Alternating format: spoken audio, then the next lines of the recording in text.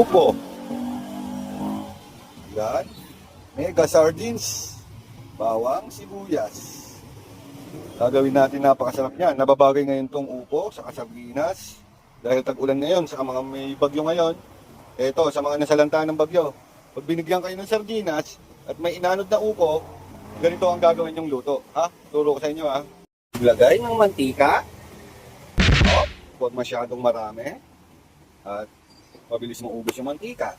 Mainit na yung mantika, ilagay mo na yung sibuyas. Depende sa'yo kung bawang yung gusto mo ha. Nag-aapura ka, pwede mo naman yung pagsabay na yan, bawang sibuyas. Yung bawang nag-aapura ka na gutom ka na, pwede na yun. Tapos ilagay mo na yung sangkalan. Lagay mo na ng pamintang, wasak. Ulit ang buhay. Lagyan mo na ng paminta. Yan. Yan. Ng Knorr chicken. Kaya Knorr chicken, sa lahat ng Knorr, yan yung pinakamalasa. Sa pork beef, chicken ang pinakamalasang Knorr. Sabi ko yon.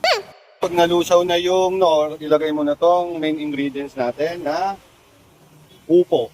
Upo na inanod sa ilog. Ilagay mo na. Ilagay natin lahat.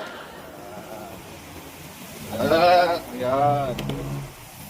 Ilagay na natin. Yan. Tapos haluin natin na. Wait lang, haluin ko. Medyo ipirito lang natin yung upo. Diyan mo siyang sarili niyang magtubig. Huwag mong lalagyan ng tubig ha. Sariling tubig lang ng upo yan. Yung lalabas sa kanya ha. Try na natin. Ayan, di ba? Tingnan mo, oh, ayun, oh, nagmo-moist na siya. Yan yung magiging tubig niya. Di ba? Haluin natin ulit. Okay na.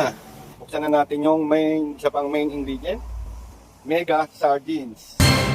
Napapanahon po kasi itong mega sardines gawa ng tagbagyo nga po ngayon at laging makikita niyo naman sa balita na maraming lumulubog na bahay. Ngayon, yung mga magbibigay ng sardinas yan. Ganito na lang gawin yung luto ha. Tapos mag-abang kayo ng upong lumulutang.